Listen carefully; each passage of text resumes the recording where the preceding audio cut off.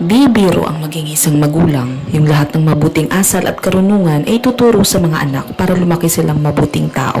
Pinapag-aral natin sila para sa kanilang magandang kinabukasan. Pero, sa realidad, may mga pagkakataong ang eskwelahan pa ang lugar na magaganap ang bullying. Nakakalungkot na sa ganitong issue ng bullying, di kaagad nakukuha ng biktima ang hustisya. Ang istoryang ating itatampok ay ang Zulfarhan Osman bullying case. Si Zulfarhan Osman Zulkarnain, kahit bata pa lamang noon ay gusto na nitong maging Navy officer. Kapansin-pansin ang talinong taglay ni Zulfarhan at napakabait din nitong bata. Kaya naman mahal na mahal siya ng kanyang pamilya. Sariwa pa sa ina nito ang unang araw na pumasok sa universidad ang kanyang anak. Bili nito sa kanyang ina na alagaan muna ng pamilya ang kanyang mga gamit habang nasa loob siya ng universidad pag siya ay namimiss ng mga ito. Sa kagustuhan ng mga magulang na matupad ni Zulfarhan ang pangarap nitong maging isang Navy officer, kanilang pinag-aral ito sa National Defense University of Malaysia. Nag-enroll ito noong una sa electrical engineering classes. Dahil sa talinong taglay ni Zulfarhan ay palagi itong nangunguna sa kanyang klase. Required ang mga estudyante na manatili sa loob ng university habang sila ay namamalagi sa isang dorm. May pag-aalalang mag-ina noong una pero alang-alang sa pangarap ng anak ay napagpasyahan ng magkakapamilya na ituloy ang pag-aaral nito sa university. Di nila alam na isang trahedya ang mangyayari pa lamang. Noong May 21, 2017, isang grupo ng mga estudyante ang lumapit kay Zulfarhan at tinanong siya kung ito daw ba ang nagnakaw sa laptop ni Muhammad Akmal. Nabigla si Zulfarhan sa tanong ng grupo bilang unang beses niya ding nakita ang mga ito sa campus. Agad itinanggi ni Zulfarhan ang kanilang paratang. Pero idinidiin pa rin siya ng grupo na siya ang nagnakaw. Doon na nagsimulang itulak nila si Zulfarhan at pagsusuntukin. Si Zulfarhan noon ay 21 taong gulang lamang. Pagkatapos nilang pagsusuntukin ito ay kanila itong hinila papasok sa kwarto ng dorm nito. Ang mga sumunod na pangyayari ay nakakapangilabot. Simula 2:30 ng madaling araw hanggang 5:30, si Zulfarhan ay kanilang tinorture. Nakita nila ang isang plancha at pinainit muna nila ito. Sabay pinatong nila ang mainit na plancha sa katawan ni Zulfarhan. Habang ang iba naman ay pinaghahampas siya ng hanger at mga plastic na tubo. Ginawa nilang karahasang ito para mapaamin si Zulfarhan sa nawawalang laptop. Sa kabila ng labis na pananakit ng grupo, ay di pa sila natapos. Nung umaga na, ay kanilang iniwan si Zulfarhan sa kwarto nito na halos hindi na makatayo. Banaag sa mukha nito ang sakit na kanyang dinanas mula sa grupo. Kapag may nagtatanong na kaklase ni Zulfarhan kung bakit daw ito hindi pumasok sa klase, kanila itong sinasagot na may sakit daw ang kawawang binata. Kaagad din bumalik ang grupo sa kwarto ni Zulfarhan at kanilang pinagpatuloy ang pananakit sa kanya.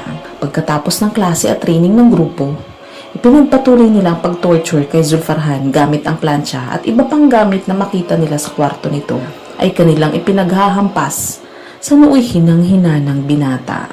Kahit pa nga sa pribadong parte ng kanyang katawan ay di nakaligtas sa pananakit ng grupo. Sa kabila ng pag-torture nila kay Zulfarhan at sa takot na rin siguro ng grupo na baka tuluyang mamatay si Zulfarhan. 6 na araw simula noong makalipas ang May 27, dinala ng grupo ang binata sa isang pribadong klinika. Nang suriin na ng doktor si Zulfarhan ay agad inisip nito na ang natamong mga sugat, pasa at malubhang mga sunog nito sa kanyang katawan ay inakala ng doktor na dahil lamang ito sa kanyang Navy training. Niresetahan lamang ito ng mga gamot at saka ito ibinalik sa grupo. Lumipas ang mga araw at noong May 31 ay ibinalik nila sa pribadong klinika si Zulfarhan dahil unti-unti na itong bumibigay. At noong June 1, isang estudyante na nagngangalang Muhammad Nazrin ay tinanong ni Muhammad Azamuddin na i-check sa kwarto nito si Zulfarhan na nooy hindi na gumagalaw. Pero ang sabi ni Nazrin ay hindi siya marunong mag-CPR at doon na tumawag ang dalawa ng ambulansya. Kaagad na naitakbo si Zulfarhan sa Serdang Hospital pero idineklara din kaagad itong wala ng buhay. Nakarating sa mga magulang ni Zulfarhan ang malagim na balita mga 11:30 na ng gabing yon. At gumuho ang kanilang mundo. Labis ang pagtangis ng dalawa at kaagad na umalis sa kanilang tahanan sa Johor. Nakarating ang mag-asawa sa Serdang Hospital bandang 3:00 na ng madaling araw at hindi sila pinayagang makita ang katawan ni Zulfarhan hanggang 9:00 ng umaga. Ang nakapagtataka ay noong pinayagan na silang makita ang walang buhay na si Zulfarhan. Mukha lamang nito ang pwede nilang masilip at hindi ang buong katawan. Dahil alam na ng mga magulang ng binata na tila ba may mali sa pagkasawi ng kanilang anak, ay agad silang nagpunta sa mga pulis upang maimbestigahan ang pangyayari. Noong nag-umpisa na mag-imbestiga ang mga kapulisan, kanilang napag-alaman na nasa 90% ng buong katawan ni Zulfarhan ay puno ng paso at sunog. Marami rin sa kanyang mga sunog na parte ng katawan ay sobrang malala na kahit pa ba nadala siya agad sa hospital ay di pa rin masasalba ang buhay nito. Nagtungo naman ang mga kapulisan sa universidad kung saan nag-aaral ang binata. Ang tanong nila, paano ito nangyari sa kaawa-awang si Zulfarhan?